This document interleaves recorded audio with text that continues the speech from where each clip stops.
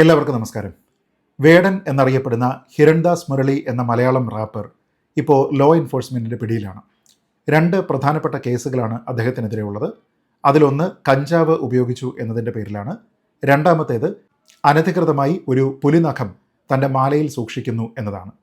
ഈ രണ്ട് കേസുകളുമായി ബന്ധപ്പെട്ട് ഒന്നിൽ അദ്ദേഹത്തിന് ജാമ്യം കിട്ടിയിട്ടുണ്ടെങ്കിൽ രണ്ടാമത്തേതിൽ അദ്ദേഹത്തിൻ്റെ കസ്റ്റഡി തുടരുകയാണ്. അടുത്ത ദിവസം അദ്ദേഹത്തിൻ്റെ ഒരു ആൽബം റിലീസുണ്ട് എന്ന ഒരു എക്സ്ക്യൂസ് അദ്ദേഹം പറയുകയും അദ്ദേഹത്തിന് ജാമ്യം കിട്ടണം എന്ന് അഭ്യർത്ഥിക്കുകയും ചെയ്തു. എന്നാൽ അതൊന്നും തന്നെ പരിഗണിക്കാൻ കോടതി തയ്യാറായില്ല. ഇനി മെയ് മാസം 2-ാം തീയതിയാണ് അദ്ദേഹത്തിൻ്റെ ജാമ്യാപേക്ഷ പരിഗണിക്കുന്നത്. അപ്പോൾ ഈ ഒരു സാഹചര്യത്തിൽ ഈ വിഷയത്തിനോട് സമൂഹ മാധ്യമത്തിൽ വലിയ പ്രതികരണം ഉണ്ടായിക്കൊണ്ടിരിക്കുകയാണ്.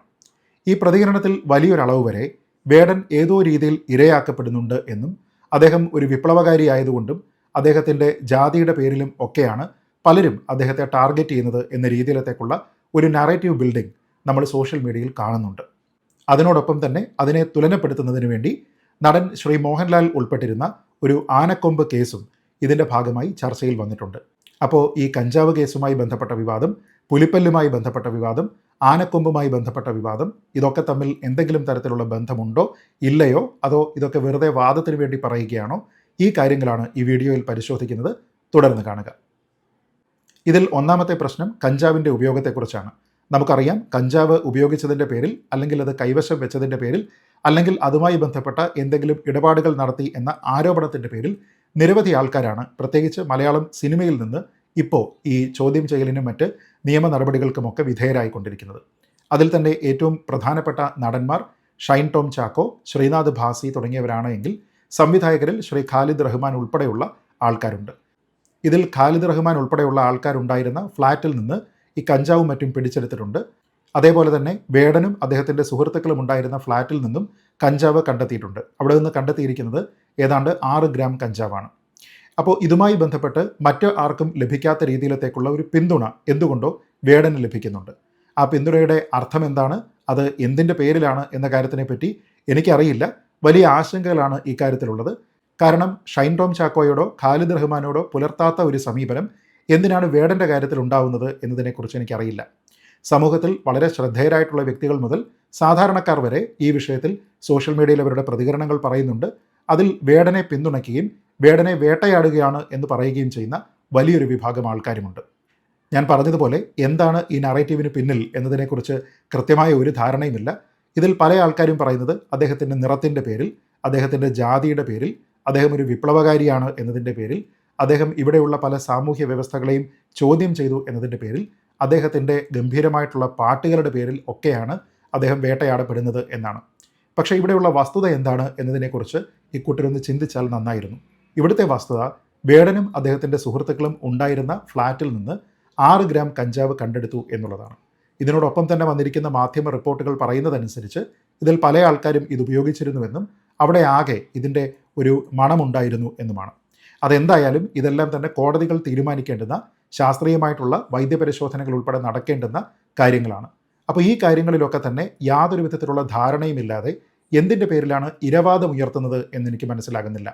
നമ്മുടെ നാട്ടിൽ ഒരാളിൻ്റെ ത്വക്കിൻ്റെ നിറം കൊണ്ടോ അയാളുടെ ജാതി കൊണ്ടോ ഒന്നുമല്ല അയാൾ ചെയ്യുന്ന കുറ്റകൃത്യം എത്രത്തോളം വലുതാണ് ചെറുതാണ് എന്നൊക്കെ നിർണ്ണയിക്കുന്നത്. അതുകൊണ്ട് തന്നെ ഷൈൻ ടോം ചാക്കോയ്ക്കും ഖാലിദ് റഹ്മാനും മറ്റ് അനേകം ആൾക്കാർക്കും ബാധകമായിട്ടുള്ള അതേ നിയമ സംവിധാനം തന്നെയാണ് കഞ്ചാവ് കേസിലാണെങ്കിലും ഇവിടെ വേടനും ബാധകമാകുന്നത്. അതുകൊണ്ട് തന്നെ വേടൻ്റെ ഒപ്പമുള്ള സുഹൃത്തുക്കളുടെ പേര് നമുക്കറിയില്ലല്ലോ, വേടനെ മാത്രം എന്തുകൊണ്ട് ടാർഗറ്റ് ചെയ്യുന്നു എന്നുള്ള ചോദ്യങ്ങൾക്കൊന്നും തന്നെ ഒരർത്ഥവുമില്ല. ഒരുപക്ഷെ ആ കൂട്ടത്തിൽ ഏറ്റവും പ്രശസ്തനായിട്ടുള്ള വ്യക്തി വേടനായതുകൊണ്ട് അദ്ദേഹത്തിൻ്റെ പേര് കൂടുതൽ ചർച്ച ചെയ്യപ്പെടുന്നു എന്ന് മാത്രമേ ഉള്ളൂ. അദ്ദേഹത്തിനേക്കാൾ കൂടുതൽ ജനശ്രദ്ധ ആകർഷിച്ച, കൂടുതൽ ജനസ്വാധീനമുള്ള ഒരു വ്യക്തി ആ കൂട്ടത്തിലുണ്ടായിരുന്നുവെങ്കിൽ ആ ആളിൻ്റെ പേരും സ്വാഭാവികമായും ഉയർന്നു വരുമായിരുന്നു എന്ന് മാത്രമേ ഉള്ളൂ. അപ്പോൾ ഇതൊക്കെ പറയുന്നത് വളരെ തെറ്റായിട്ടുള്ള ആരോപണങ്ങളാണ്. നമുക്കറിയാം, ലാവലിൻ കേസ് ശ്രീ പിണറായി വിജയനെതിരെയുള്ള വലിയ ആരോപണമാണ്. എന്നാൽ അതിൽ ആരോപണ വിധേയനായിട്ടുള്ള ഒരേ ഒരു വ്യക്തി അദ്ദേഹം മാത്രമല്ല.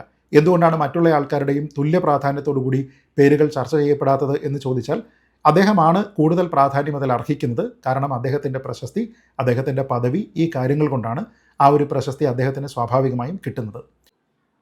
അപ്പോൾ എന്തുകൊണ്ടാണ് നമുക്ക് താല്പര്യമുള്ള ഒരു വ്യക്തി അറസ്റ്റിലാകുന്ന സമയത്ത് മാത്രം നമ്മൾ അദ്ദേഹത്തെ രക്ഷിക്കുന്നതിന് വേണ്ടി, അദ്ദേഹത്തിനൊരു കവചം തീർക്കുന്നതിന് വേണ്ടി എന്തിനാണ് ഇങ്ങനെ ജാതി കാർഡ് ഉപയോഗിക്കുന്നത്, അല്ലെങ്കിൽ വിപ്ലവത്തിൻ്റെ കാർഡ് ഉപയോഗിക്കുന്നത് തുടങ്ങിയ കാര്യങ്ങളൊന്നും തന്നെ എനിക്ക് മനസ്സിലാകുന്നില്ല. ഈ അറസ്റ്റിലായിരിക്കുന്ന അല്ലെങ്കിൽ ചോദ്യം ചെയ്യപ്പെടുന്ന പല ആൾക്കാരും വളരെ കഴിവ് തെളിയിച്ച മികവുറ്റ നടന്മാരും സംവിധായകരും ഒക്കെ തന്നെയാണ്. പക്ഷേ എങ്കിൽ പോലും അവരെല്ലാവരും തന്നെ നിയമത്തിന് അതീതരല്ല എന്നുള്ളതാണ് പ്രധാനം. അതുകൊണ്ട് വേടനെയും ഇവിടെ ഒരു കുറ്റകൃത്യം ചെയ്തിട്ടുണ്ട് എന്ന രീതിയിലത്തേക്കുള്ള ആരോപണം നിലനിൽക്കുമ്പോൾ ആ രീതിയിൽ മാത്രമേ കാണേണ്ടതുള്ളൂ. അതല്ലാതെ വേടന് മാത്രമായിട്ട് നമ്മുടെ രാജ്യത്ത് മറ്റൊരു പ്രത്യേക നിയമം നിലനിൽക്കുന്നില്ല എന്നുള്ളത് ഈ സപ്പോർട്ടേഴ്സ് മനസ്സിലാക്കണം. ഇനി രണ്ടാമത്തെ വിഷയം. ഈ രണ്ടാമത്തെ വിഷയമാണ് ഇന്ന് സോഷ്യൽ മീഡിയ ഏറ്റവും കൂടുതൽ ചർച്ച ചെയ്യുന്നത്. അതായത് ഈ കഞ്ചാവ് കേസിൽ വേടന് സ്റ്റേഷൻ ജാമ്യം കിട്ടി. പക്ഷേ ആ സമയത്ത് അദ്ദേഹം ധരിച്ചിരുന്ന മാലയിൽ ഒരു പുലിപ്പല്ല് കണ്ടു. അത് ഉടനെ തന്നെ പോലീസുകാർ വളരെ കൃത്യമായിട്ട് വനംവകുപ്പിനെ അറിയിക്കുന്നു. അവർ വന്നത് പരിശോധിക്കുന്നു. അത് ഒറിജിനലാണ് എന്നവർക്ക് പ്രഥമ ദൃഷ്ട്യാ ബോധ്യമാകുന്നു. തുടർന്ന് അദ്ദേഹത്തിനെതിരെ കേസെടുക്കുന്നു. ഇത് എവിടെ നിന്നാണ് കിട്ടിയിരിക്കുന്നത്, ആരാണ് അദ്ദേഹത്തിന് ഇത് കൊടുത്തിരിക്കുന്നത്, ഈ കാര്യങ്ങളെല്ലാം തന്നെ അവർ അന്വേഷിക്കുകയും ചെയ്യുന്നു. അപ്പോൾ ഈ ഒരു സമയത്ത് സോഷ്യൽ മീഡിയയിൽ ഉണ്ടായിരിക്കുന്ന ഒരു താരതമ്യം, നേരത്തെ സൂചിപ്പിച്ചതുപോലെ സമൂഹത്തിൻ്റെ പല മേഖലകളിൽ പ്രശസ്തരായിട്ടുള്ള പല ആൾക്കാരും തന്നെ ഇതിന് പിന്നിലുണ്ട്. അവരൊക്കെ തന്നെ ആരോപിക്കുന്ന ഒരു പ്രധാനപ്പെട്ട കാര്യം, ഇവിടെയും നിറത്തിൻ്റെ പേരിൽ, ജാതിയുടെ പേരിൽ, അദ്ദേഹത്തിൻ്റെ സാമൂഹ്യ അവസ്ഥയുടെ പേരിലൊക്കെ തന്നെയാണ് ഇവിടെ അദ്ദേഹത്തിനെ ടാർഗറ്റ് ചെയ്യുന്നത്. മറിച്ച് വരേണ്യവർഗ്ഗക്കാരായിരുന്ന സവർണരായിട്ടുള്ള ആൾക്കാരൊന്നും തന്നെ ഇങ്ങനെയുള്ള കേസുകളിൽ ഉൾപ്പെടുന്ന സമയത്ത് സമാനമായുള്ള മാർഗങ്ങളായിരുന്നില്ല നമ്മുടെ സംവിധാനം അവർക്കെതിരെ സ്വീകരിച്ചത് എന്നാണ്. അതിന് ഉദാഹരണമായിട്ട് ഇക്കൂട്ടർ കാട്ടുന്നത് നടൻ ശ്രീ മോഹൻലാൽ ഉൾപ്പെട്ട ആനക്കൊമ്പ് കേസാണ്. നമുക്കറിയാം, ഇത് രണ്ടും തമ്മിൽ താരതമ്യപ്പെടുത്തിക്കൊണ്ടാണ് ഇവിടെ താഴ്ന്ന ജാതിക്കാരനായിട്ടുള്ള വേടനെതിരെ വലിയ നടപടികളെടുക്കുന്ന ആൾക്കാർ ഉയർന്ന ജാതിക്കാരനായിട്ടുള്ള മോഹൻലാലിനെതിരെ അങ്ങനെ നടപടികളെടുക്കാനായിട്ട് തയ്യാറാകുന്നില്ല എന്ന് പറയുന്നത്. അത് ജാതിയുടെ പേരിൽ പറയുന്നവരുണ്ട്, നിറത്തിൻ്റെ പേരിൽ പറയുന്നുണ്ട്, സാമൂഹ്യ സ്വാധീനത്തിൻ്റെ പേരിൽ പറയുന്ന ആൾക്കാരുണ്ട്, ഗവൺമെൻറ്റിന് കൂടുതൽ ആവശ്യമുള്ള ആൾ ഇതിലൊരാളാണ് എന്നിങ്ങനെ പലതരത്തിലുള്ള അഭിപ്രായങ്ങളും ഉണ്ടാകുന്നുണ്ട്. എന്നാൽ ഇതിനപ്പുറത്തേക്ക് ഈ രണ്ട് കേസുകളും തമ്മിൽ കാര്യമായിട്ടുള്ള സാമ്യമില്ല എന്നുള്ളതാണ് ഏറ്റവും പ്രധാനം. അതിന് പല കാരണങ്ങളുണ്ട്. അതിലൊന്നാമത്തെ കാരണം, നടൻ മോഹൻലാലിൻ്റെ കേസിൽ ആനക്കൊമ്പാണ് വിഷയമെങ്കിൽ ഇവിടുത്തെ വിഷയം പുലിപ്പല്ലാണ്. ആന എന്നത് ഡൊമസ്റ്റിക്കേറ്റ് ചെയ്യപ്പെടാവുന്ന ഒരു ആനിമലാണ്, പുലി എന്നത് അങ്ങനെയല്ല. രണ്ടാമത്തേത്, വേടനെ പെട്ടെന്ന് കസ്റ്റഡിയിലെടുക്കുന്നു, അദ്ദേഹത്തിനെ കോടതിയിൽ ഹാജരാക്കുന്നു. എന്നാൽ ഈ രീതിയിലുള്ള സമീപനം നടൻ മോഹൻലാലിനോട് ഉണ്ടായില്ല. അതായത് അദ്ദേഹത്തിനെ ഉടനെ തന്നെ കസ്റ്റഡിയിൽ എടുക്കുന്നില്ല, കോടതിയിൽ ഹാജരാക്കുന്നില്ല. അങ്ങനെ അദ്ദേഹത്തിന് അറസ്റ്റ് ചെയ്യപ്പെടുമെന്നുള്ള ഒരു ഭീഷണിയും അന്ന് ഉണ്ടായിരുന്നില്ല എന്നുള്ളതാണ് ആരോപണം. നമ്മൾ മനസ്സിലാക്കേണ്ടത്, മോഹൻലാലുമായി ബന്ധപ്പെട്ട ആനക്കൊമ്പ് കേസ് വരുന്നത് 2011 2011 അദ്ദേഹം വീട്ടിലുണ്ടായിരുന്ന സമയത്തല്ല അവിടെ റെയ്ഡ് നടക്കുന്നത്. അതും ഒരു IT റെയ്ഡിൻ്റെ ഭാഗമായിട്ടാണ് അത് നടക്കുന്നത്. പിന്നീട് അവിടെ നിന്ന് ആനക്കൊമ്പ് കാണുന്നു. ആ ആനക്കൊമ്പുമായി ബന്ധപ്പെട്ട് വനം വകുപ്പിന് ഇൻഫർമേഷൻ ഉണ്ടാകുന്നു. അവരെവിടെ എത്തി അത് അവിടെ നിന്ന് കസ്റ്റഡിയിൽ കൊണ്ടുപോവുകയാണ്. കൃഷ്ണകുമാർ എന്ന ഒരു വ്യക്തി അദ്ദേഹത്തിൻ്റെ പക്കലുണ്ടായിരുന്ന ആനക്കൊമ്പ് ശ്രീ മോഹൻലാലിനെ സൂക്ഷിക്കാനായിട്ട് ഏൽപ്പിച്ചതാണ്. കൃഷ്ണൻകുട്ടി എന്ന പേരിലുള്ള ഒരു ആനയുടെ കൊമ്പായിരുന്നു അത്. ഈ കൃഷ്ണകുമാർ എന്ന വ്യക്തി തന്നെയായിരുന്നു ഈ കൃഷ്ണൻകുട്ടിയുടെ ഉടമയും. ആ ആന പതിറ്റാണ്ടുകൾക്ക് മുൻപ് ചെരിഞ്ഞതാണ്. ആ ആനയുമായി ബന്ധപ്പെട്ട എല്ലാ ഉടമസ്ഥാവകാശവും തെളിയിക്കുന്ന രേഖകൾ ഈ കൃഷ്ണകുമാറിൻ്റെ കയ്യിലുണ്ട്. അതുകൊണ്ട് തന്നെ ആ ആന സ്വാഭാവികമായി ചെരിഞ്ഞതിന് ശേഷം അതിൻ്റെ കൊമ്പിനുള്ള അവകാശവും അദ്ദേഹത്തിന് തന്നെയാണ്. അതിൻ്റെ പൊസഷനുമായി ബന്ധപ്പെട്ട് അദ്ദേഹത്തിന് ഔദ്യോഗികമായിട്ടുള്ള അവകാശങ്ങളുമുണ്ട്. ഈ നിയമപരമായ രേഖകളെല്ലാം തന്നെ ശ്രീ കൃഷ്ണകുമാറിൻ്റെ കയ്യിൽ നിന്ന് വാങ്ങി ഔദ്യോഗികമായിട്ട് ബന്ധപ്പെട്ട ഉദ്യോഗസ്ഥരെ മുഴുവനും മോഹൻലാൽ അത് ഏൽപ്പിച്ചിരുന്നു. അതുകൊണ്ട് തന്നെ പ്രഥമ ദൃഷ്ട്യാ ആൾക്കാർക്ക് ബോധ്യമായി ഇത് കൈവശാവകാശ രേഖയുള്ള ആനക്കൊമ്പുകളാണ് എന്ന്. അതുകൊണ്ട് തന്നെ നിയമ നടപടികളുടെ ഭാഗമായി നിയമപ്രകാരം രേഖാമൂലം ഈ ആനക്കൊമ്പ് അദ്ദേഹത്തിന് വിട്ടുകിട്ടുകയും ചെയ്തു. തുടർന്ന് ഈ കേസ് മുന്നോട്ട് പോകുന്നതിനിടെ ശ്രീ കൃഷ്ണകുമാർ ഈ ആനക്കൊമ്പുകളുടെ കൈവശാവകാശം മോഹൻലാലിന് ട്രാൻസ്ഫർ ചെയ്യുന്നു. അങ്ങനെ 2016 ഈ ആനക്കൊമ്പുകളുടെ നിയമപരമായിട്ടുള്ള സൂക്ഷിക്കാനുള്ള അവകാശം നടൻ ശ്രീ മോഹൻലാലിൻ്റെ കയ്യിലേക്ക് എത്തുകയും ചെയ്യുന്നു. അതോടുകൂടി ഈ ആനക്കൊമ്പുമായി ബന്ധപ്പെട്ട കംപ്ലീറ്റ് ഹിസ്റ്ററി അവിടെ വനംവകുപ്പിന് അല്ലെങ്കിൽ സർക്കാരിന് ഒക്കെ തന്നെ കിട്ടുന്നു. അതായത് പതിറ്റാണ്ടുകൾക്ക് മുമ്പ് ചെരിഞ്ഞ ആന, ആ ആനയുമായി ബന്ധപ്പെട്ട് ഉടമസ്ഥാവകാശമുണ്ട്, ആ ആനയുടെ കൊമ്പുമായി ബന്ധപ്പെട്ട് ഉടമസ്ഥാവകാശമുണ്ട്, അത് കൃത്യമായി തെളിയിക്കുന്ന രേഖകളുണ്ട്. ആ രേഖകൾ കൃഷ്ണകുമാർ എന്ന വ്യക്തി അത് സൂക്ഷിക്കുന്നതിനുള്ള അവകാശം ശ്രീ മോഹൻലാലിന് നൽകുന്നു. അദ്ദേഹത്തിന് ഒരു സമ്മാനം എന്ന നിലയ്ക്ക് അത് നൽകുന്നു. അങ്ങനെ കൈവശാവകാശ രേഖകൾ മോഹൻലാലിൻ്റെ പേരിലാകുന്നു. അതുകൊണ്ട് തന്നെ കംപ്ലീറ്റ് ആയിട്ടുള്ള ഹിസ്റ്ററി ഉള്ള ഒരു ആനക്കൊമ്പ് സെറ്റ് എന്ന രീതിയിൽ അത് അത്രയും നിയമപരമായിട്ട് തന്നെ അദ്ദേഹത്തിന് അനുകൂലമായിട്ട് കിട്ടുകയും ചെയ്യുന്നു. അതുകൊണ്ട് തന്നെ ഇതിൽ കേസ് നിലനിൽക്കില്ല എന്ന് മനസ്സിലാക്കിക്കൊണ്ട് പിന്നീട് ആ കേസ് പിൻവലിക്കുന്നതിൻ്റെ ഭാഗമായി സർക്കാരും മോഹൻലാലിനൊപ്പം തന്നെ നിൽക്കുന്നു. എന്നാൽ ഇതുമായി ബന്ധപ്പെട്ട ആക്ഷേപമുണ്ടാകുന്നു. ആ ആക്ഷേപം നിലനിൽക്കുന്ന സാഹചര്യത്തിൽ സർക്കാർ അങ്ങനെ ആ കേസ് പിൻവലിക്കാനായിട്ട് പാടില്ല എന്ന് പെരുമ്പാവൂർ കോടതി പറയുന്നു. തുടർന്ന് അത് ഹൈക്കോടതിയിലേക്ക് എത്തുന്നു. ഹൈക്കോടതി ഈ വിഷയത്തിൽ സ്റ്റേ കൊടുക്കുന്നു. അങ്ങനെ ഈ വിഷയവുമായി ബന്ധപ്പെട്ടുള്ള കോടതി വ്യവഹാരം ഇപ്പോൾ ഹൈക്കോടതിയുടെ ഒരു സ്റ്റേയിൽ നിൽക്കുകയാണ്.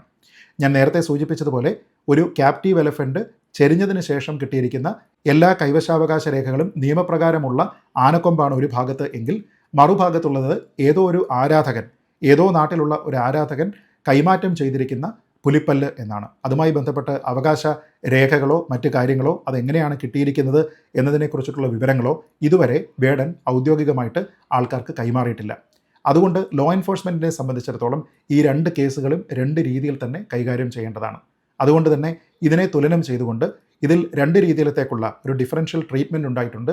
അതിന് കാരണം ഒരാൾ സർക്കാരിന് വേണ്ടപ്പെട്ടയാളാണ്, അയാൾ ഉന്നതകുല ജാതനാണ്, അയാൾ വരേണ്യവർഗ്ഗക്കാരനാണ്, മേൽജാതിയാണ്, അതിനോടൊപ്പം തന്നെ അയാൾക്ക് വലിയ സ്വീകാര്യതയുമുണ്ട് എന്നൊക്കെ പറയുന്നത് ശുദ്ധ അസംബന്ധമാണ്.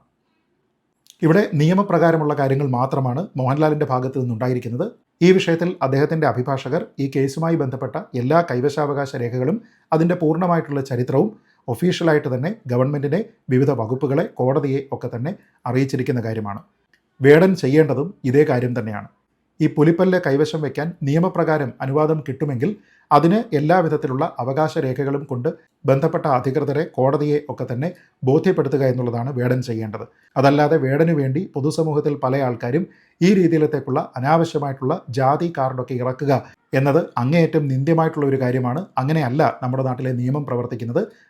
നിയമത്തിൻ്റെ വഴിക്ക് പോവുക, അവിടെ നിയമപ്രകാരമുള്ള അവകാശം സ്ഥാപിക്കുക എന്നുള്ളതാണ് പ്രധാനം. അതുകൊണ്ട് തന്നെ ഇങ്ങനെയുള്ള കമ്പാരിസന് പോകുന്നതിന് മുമ്പ്, ജാതി കാർഡ് ഇറക്കുന്നതിന് മുമ്പ്, ഇവിടെ വലിയ ഉച്ചനീചത്വം നിലനിൽക്കുന്നു എന്ന നറേറ്റീവ് ഒക്കെ ബിൽഡ് ചെയ്യുന്നതിന് മുമ്പ് ഇതിൻ്റെ വസ്തുതകൾ എന്താണ് എന്ന് കൃത്യമായി മനസ്സിലാക്കി നിയമപ്രകാരമുള്ള അസിസ്റ്റൻസ് നിങ്ങൾക്ക് വേടന് കൊടുക്കാൻ കഴിയുമെങ്കിൽ ഈ സോഷ്യൽ മീഡിയയിൽ അദ്ദേഹത്തിന് വേണ്ടി പ്രതികരിക്കുന്ന ആൾക്കാരെല്ലാവരും തന്നെ ചെയ്യേണ്ടത് അതാണ്.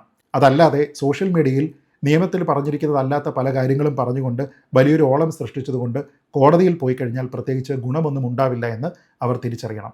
ഇങ്ങനെ സമൂഹത്തിൽ സ്പർദ്ധയുണ്ടാക്കുന്ന, ഭിന്നതയുണ്ടാക്കുന്ന, വലിയ ജാതി ചിന്തയൊക്കെ തന്നെ ഉണ്ടാക്കുന്ന രീതിയിലത്തേക്കുള്ള എല്ലാ പ്രസ്താവനകളും, എല്ലാ പ്രവർത്തനങ്ങളും ഇതിനോടകം തന്നെ അവസാനിപ്പിച്ച് നിയമത്തിൻ്റെ വഴിക്ക് പോകട്ടെ എന്ന സ്റ്റാൻഡ് എടുക്കുന്നതാണ് എല്ലാവർക്കും അഭികാമ്യം എന്ന് വിനീതമായി ഓർമ്മിപ്പിച്ചുകൊണ്ട് ഈ വീഡിയോ അവസാനിപ്പിക്കുന്നു. ജയ് ഹിന്ദ്.